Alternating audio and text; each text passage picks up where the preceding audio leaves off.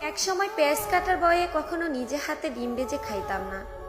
হাত কালো হয়ে যাবে বলে কখনো আলু কাটতাম না। সবজি কাটার বয়ে মা যখন রান্নাঘরে ঢুকতো তখন মায়ের আশেপাশে থাকতাম না, রান্নাঘরে ঢুকতাম না।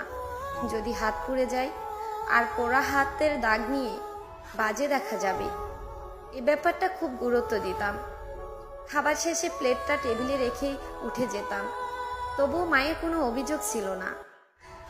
আমার মাটা খুব দুঃখী, সারা জীবন কষ্ট করে গেছে, একা একা খুব কাজ করত। কখনো বলেনি আমার মেয়েটা কোনো কাজের না, বরং বলতো আমার মেয়েটা সারাদিন অনেক খাটাখাটনি করে, প্রয়োজন নেই তার কাজ করার। আজ যখন পেঁয়াজ কাটি, সবজি কাটি, আলু কাটি, রান্না করি, তেল ছিটিয়ে গায়ে এসে পড়ে, উফ শব্দটাও করার সময় পাই না, তখন মায়ের মুখটা চোখে ভেসে আসে।